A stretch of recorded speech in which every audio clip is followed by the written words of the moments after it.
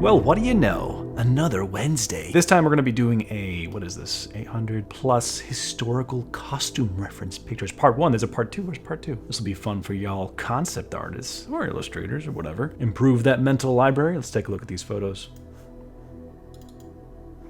Okay, yeah.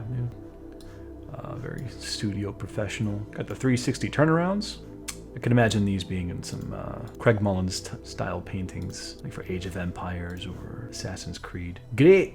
Okay, let's get started. Yeah, let's move this aside. Here we got our trusty gesture drawing application. The link is indeed in the description as per usual. All right, this time we're gonna do more of a relaxed approach. This is a randomizing app called Gesture Drawing. Gonna make it 10 minutes and, you know, move on as we go, as we please. All right, maybe I'll draw one drawing or 5. We'll see. Feel free to draw along with the reference that I have here, but also definitely check out the link in the description for this reference pack and many others from Graffiti Studios. All right, how am I going to do this? All right, okay. First thing I see is this nice little triangle. I know sometimes I start with that collarbone and ribcage thing, but if there's like an easy landmark that I can start with like that, I'll just take it. I'll take what I can get. Easy clap, know what I'm saying? All right, okay. I'm a bit hyped up. I might have had a coffee, you know? Nice latte that I made here at my house, in my kitchen. All right, okay. Focus. What I really like is the shape language of the negative space happening, especially in the face area.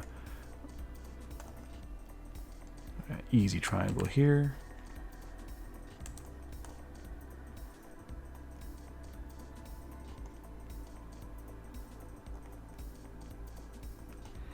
In this reference pack, we don't have too many dynamic things, like foreshortened perspective stuff, but rather a lot of almost classical poses for maybe Golden Age illustration style stuff that you might find in Dean Cornwell's artwork.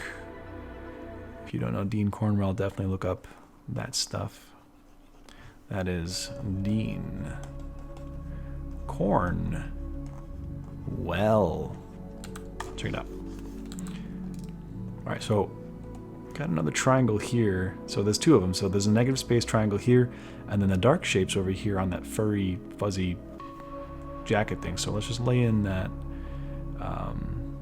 that first triangle to be more obvious, and then notice that the other one is like right next to it, right above it. That'll set up where the rest of the head's going to be. We'll get there in a moment.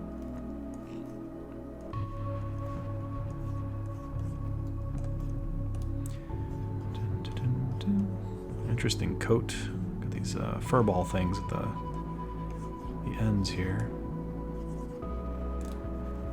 Now there's all this information here. You got a belt, you got this stripes, and to shorthand it, what I'm just going to do is just scribble some nice stuff like that. Because if I really wanted to, I could go in there later and specify.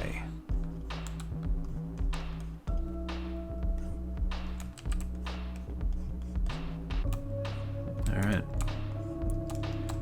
Smaller. Okay, so I'm about to draw the legs in. I want to make sure it lines up so it looks like it's got the right gesture. So I know the shoulders are doing that, and it kind of sets up the direction of where the spine is going to be. And so I need to make sure that the legs kind of continue that gesture like that. So one thing to take note of is the arm is out here, and if you draw a straight line down here, this leg is nowhere to be found in that, I guess, trajectory. So I know that the arm is actually pointing to where that leg is going to be. Anyway, talking too much. Just going to make sure that foot is there. And here I could kind of do the same thing and construct, actually it should be lower, where that other leg is, or I could just look at the negative space. We got a nice triangle right here and another one right there, and I could even encompass that within a line here. So got a triangle there, and then another one right here, and I'm gonna let it break that silhouette a little bit.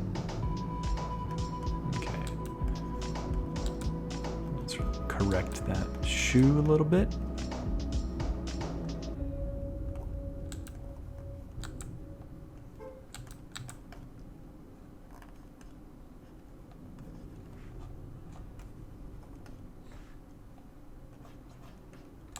Okay, okay. Cool. So now the fun part. Is there a way to zoom in? I guess I could just make it bigger.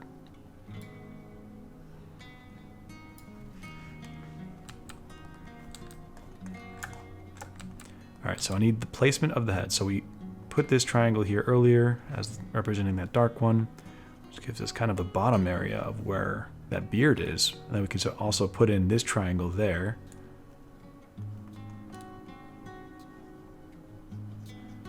It was triangles all along?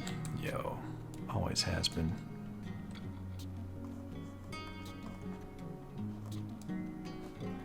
And constructed like a nice little puzzle piece. Jigsaw puzzle.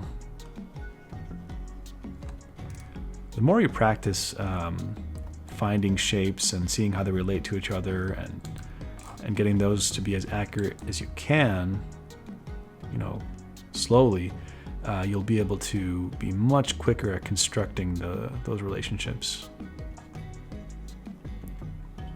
Then you learn to see like an artist. It's a curse. It definitely is a curse.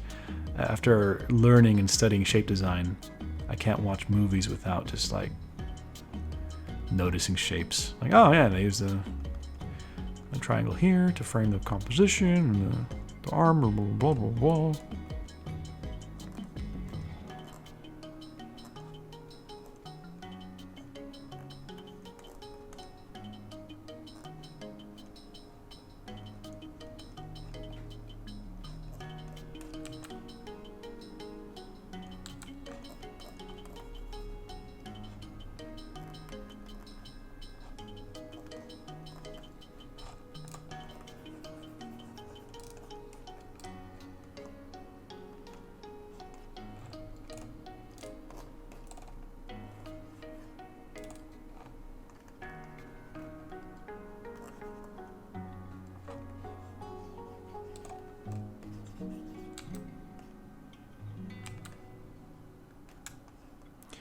Definitely drew the head too big there. Gonna go take that lasso tool. Gonna make that a little bit smaller and higher.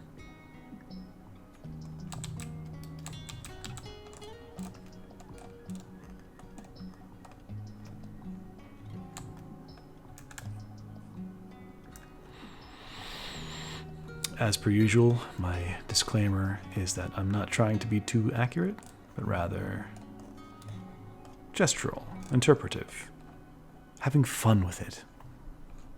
Speaking of which, I was recently just listening to a talk on Steven Zapata's channel, which y'all should go check out. He recently just passed 30K. He's growing fast, but you know, he's often talking about important things that artists go through, and one thing he brings up is finding a way to enjoy your work. Certainly something I've echoed in terms of a belief that I share wholeheartedly. That's way too small. My triangles have failed me.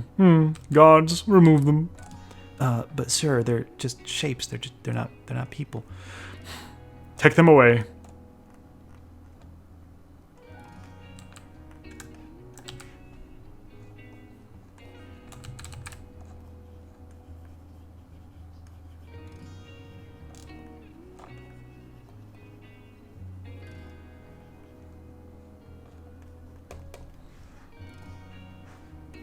All right, let's move on. That was about 8 minutes. Let's find a more. Oh, that's a cool pose. Let's go merge that down, turn that layer off. Gonna go ahead and start with that shape. A nice kind of horse stance. Very clear gesture there. Going quite gestural with this one, are we? Yes, of course. Let's turn this to a dragon. Yeah. Just a huge dragon.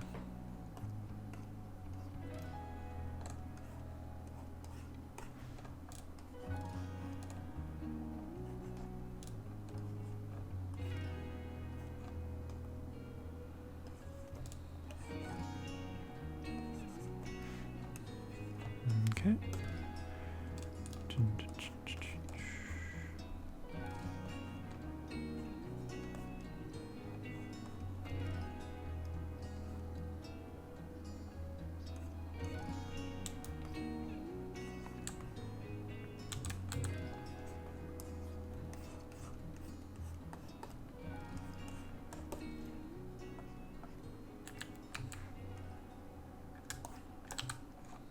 Okay, now to try to draw this face without zooming in.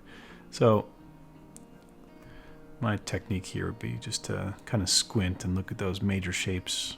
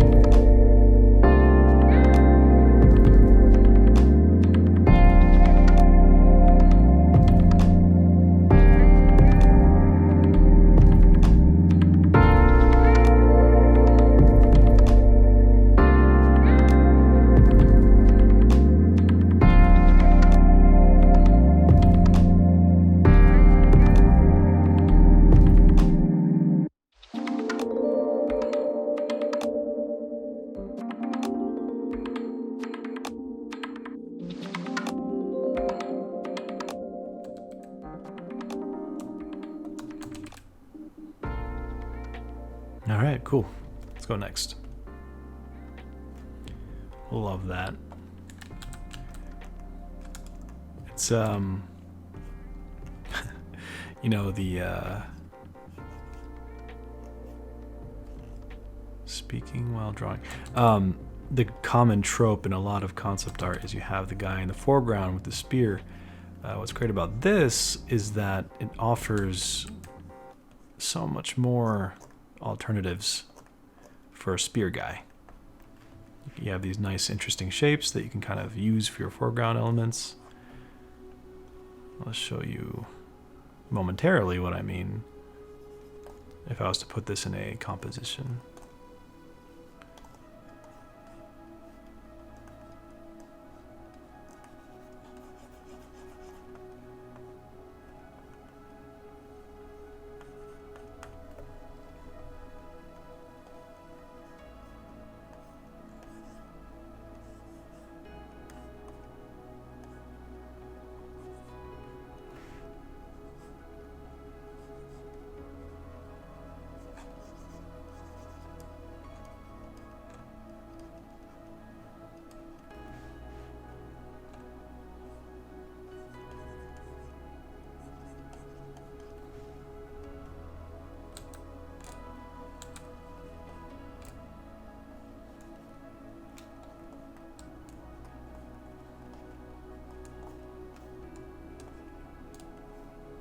It reminds me of a Craig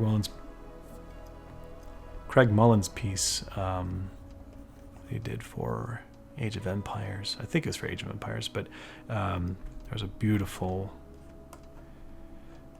nature piece with these two characters in the foreground, I believe Native American, and it was just so cool.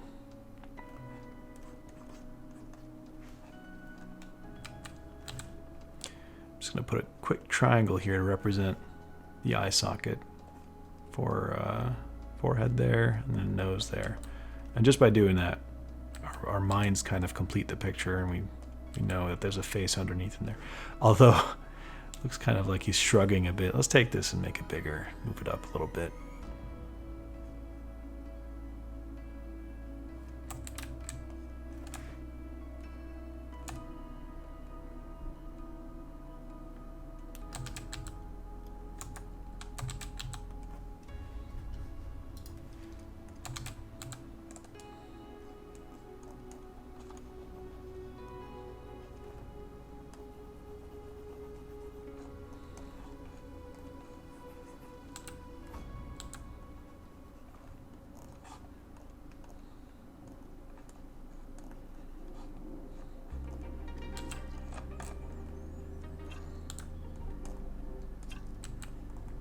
I'm gonna redo that because I just noticed that the ear is in there.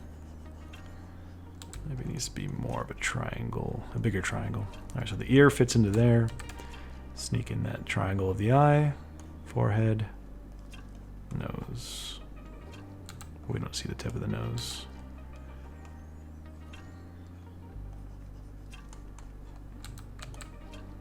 Cool.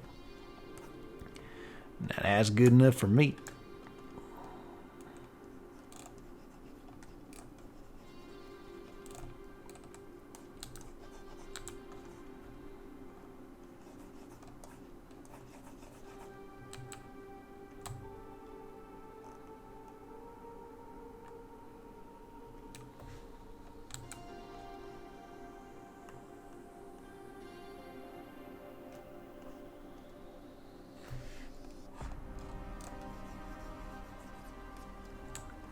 Definitely made the proportions on mine a little bit too short.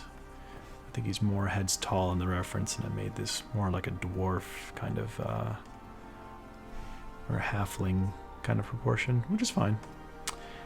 Nothing wrong with that.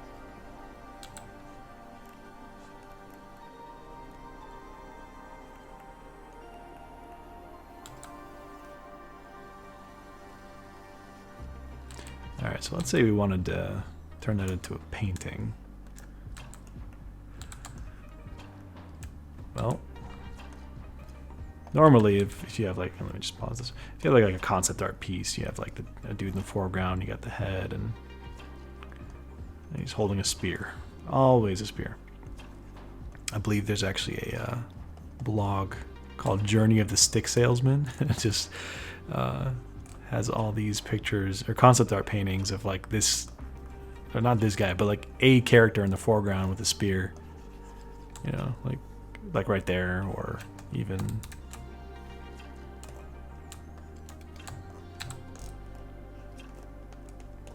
whatever, like that, and it's like, oh, giant mountains in the background and sun and clouds and yay, concept art.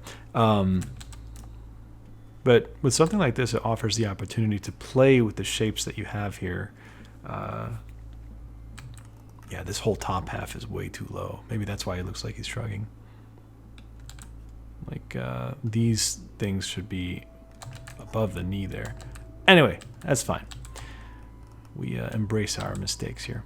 So like if here's the given subject matter, and let's say we're starting with the character first, I'm going to put the horizon line, well, I'm going to avoid putting the horizon line in certain spots. So if this is the given subject matter, if this is halfway, I'm definitely not going to put the horizon line there, because I want the horizon line to intersect where there's more tension, either up here or down here, right? So let's just take that line here. If it's over here, it's kind of even on the top and the bottom, but if I move this closer up, it's creating this nice tension between... Why is Steam starting up? Come on. All right. This tension between the top part of him and the bottom. Let's get rid of that. Right. And down here, too, it works pretty well, but you don't want it to be a tangent where that foot is. So I'm going to put it over here just to see what happens. So let's put it up here. It intersects nicely. And also, he's on not the halfway. He's like on a third, or maybe even a fourth, if you're to divide this into fourths. Whatever. And then I would say we have a new composition here that we can subdivide again. And within this, I could say, all right, let's divide that into thirds. That's where I'm going to put another line, maybe clouds, maybe mountains. And what do you know? We have another subcomposition in here, but I'm going to treat it horizontally this time. So in this given composition, I'm going to put something not in the middle, but either here or here. So it's kind of this mathematical game. Not that it's a rule that you have to follow, just something to start with as a training tool to kind of manipulate later. So yeah, you could put like a big Eye of Sauron here. He's blushing. Or it could be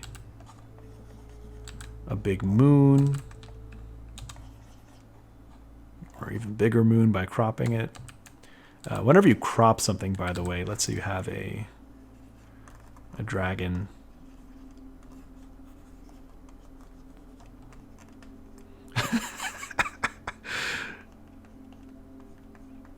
Okay.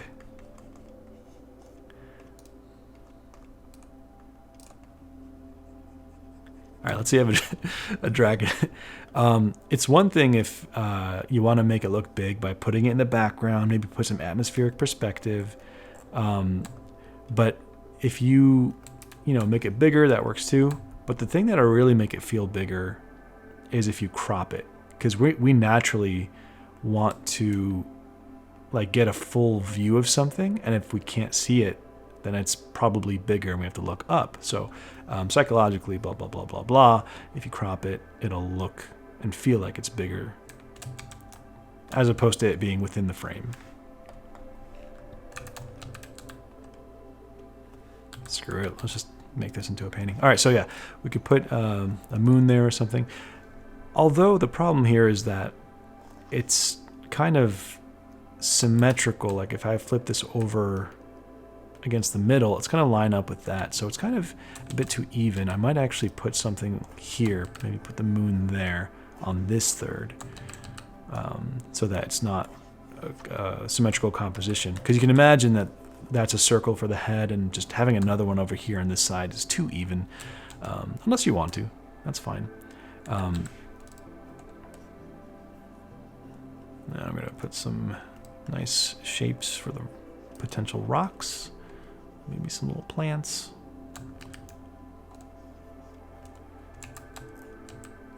Okay.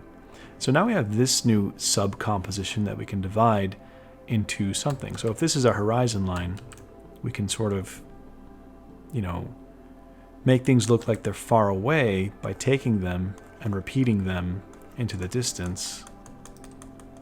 Kind of like that, right? So we could show depth that way, or we could say, in this given composition, it's 2/3, right? Or we could put it in thirds.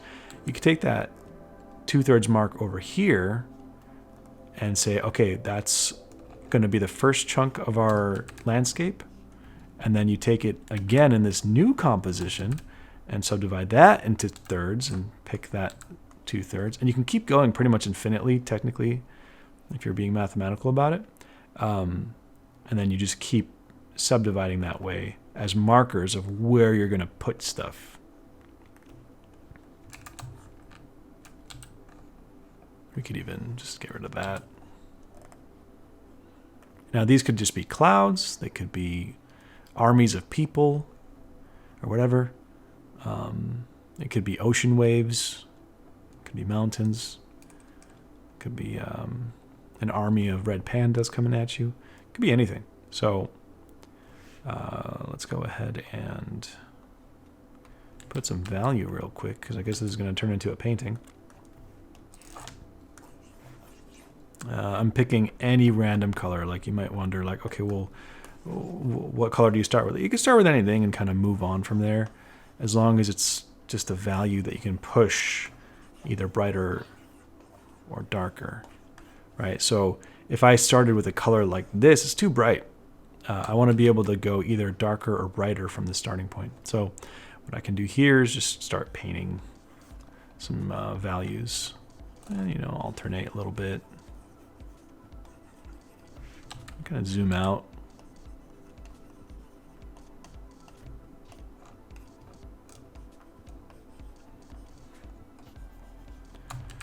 I'm gonna make the sky a little darker, and let's go with the brights. I'm gonna pick a bright yellow-ish color and let that kind of hit the top of those clouds or mountains or whatever.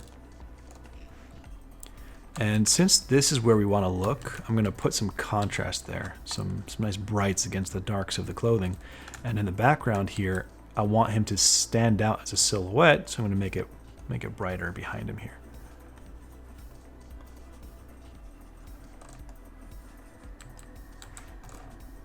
And then same thing with here. I want that silhouette to just be standing out against brightness.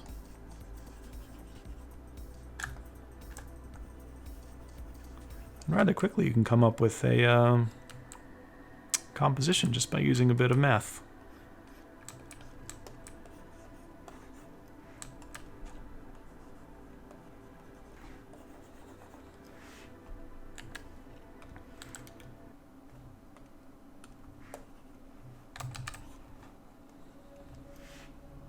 I'm going to go ahead and add some color. New layer, going to set that to overlay.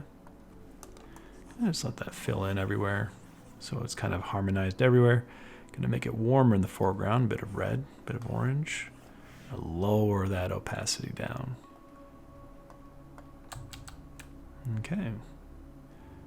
Go ahead and merge all of this down in terms of the line work. Lower that opacity, new layer, set that to lighten. We're going to push all that into the background, picking a cool color, set that to lighten, and just push it back, push it back. Let's use a sharper brush. Way too bright, way too colorful, way too blue, but that's fine. So we're going to start with allow transparency, make it more cyan. Yeah, that feels more realistic. Now we're going to lower that opacity and just go ahead and merge all that down.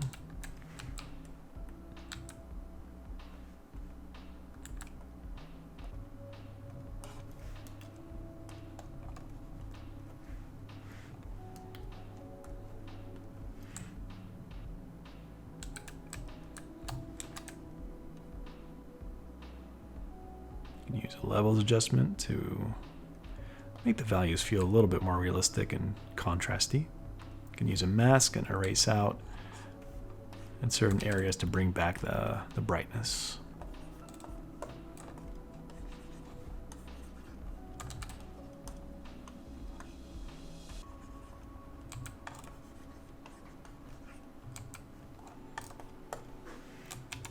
Flip the canvas.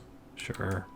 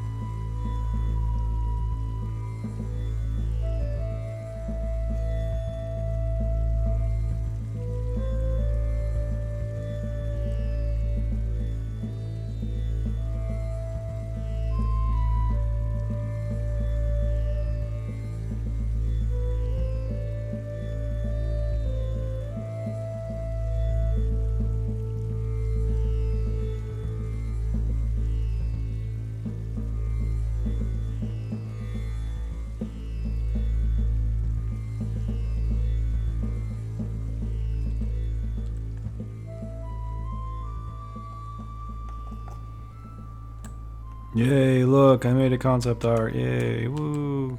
I think that's good enough for now. Definitely check out the reference pack, and yeah. Hope you learned something. Have a good one.